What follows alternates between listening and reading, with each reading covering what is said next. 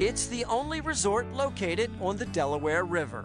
The Shawnee Inn and Golf Resort dates back to 1911. The old photos around Shawnee provide a walking museum tour.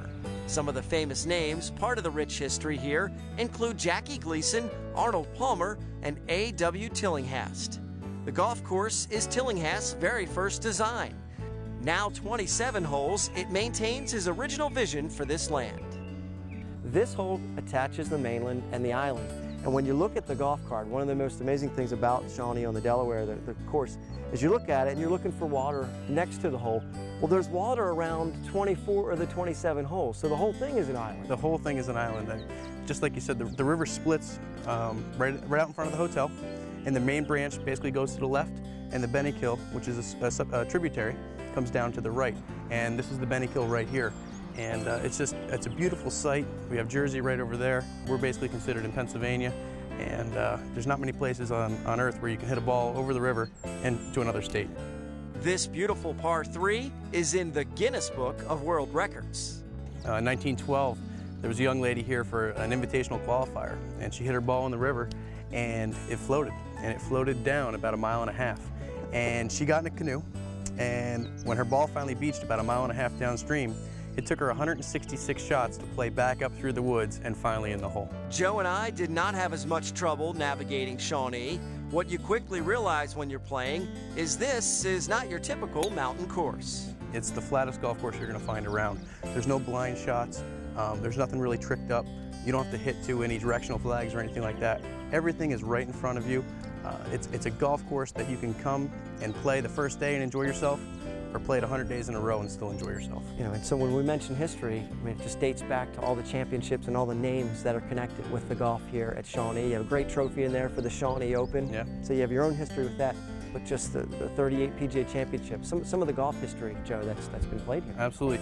The 38 PGA Championship was played on this golf course. The 67 NCAA Championship was played on this golf course.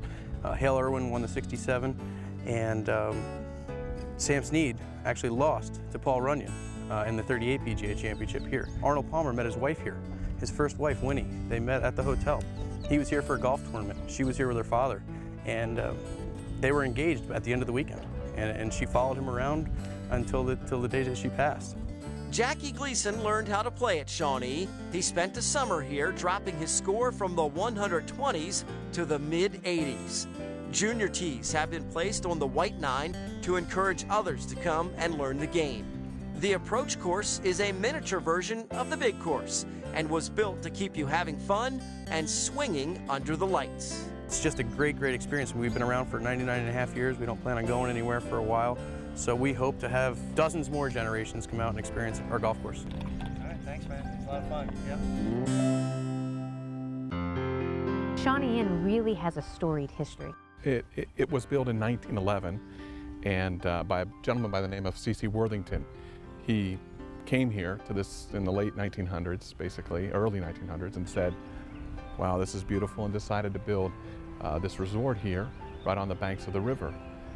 He built it for his family, he built it for his friends to come out and enjoy not only the beauty of nature, but also to hunt and to also play on a beautiful Tillinghast designed course. In Mr. Worthington's later years, he decided it was time to sell the property. And that's when Shawnee ushered in the big band era. Fred Waring at the time was a band leader. Fred Waring had one of the first shows on TV. He had a great affinity for music and lots of friends in the music business.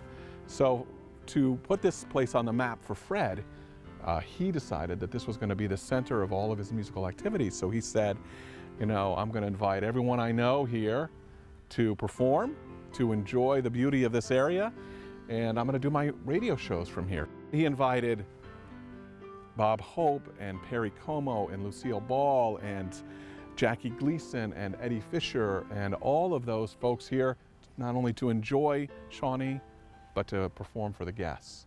The Kirkwood family began a new tradition of ownership in the late 70s. Mr. Kirkwood caddied on the course as a young man and vowed one day to return and buy the property. And when Mr. Kirkwood bought the property in 1978, he and his family embraced time sharing here as well.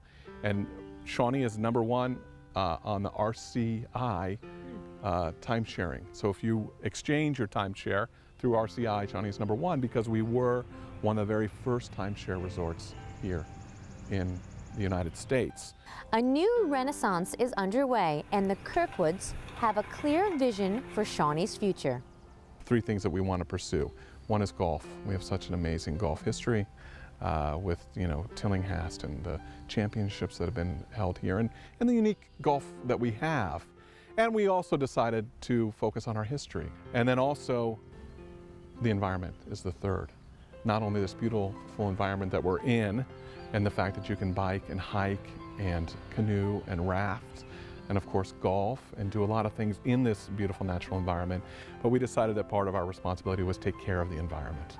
When people come to visit here and they see this beautiful place, but they don't really know much about the history, what can you do to kind of, show them, how far this resort has really come?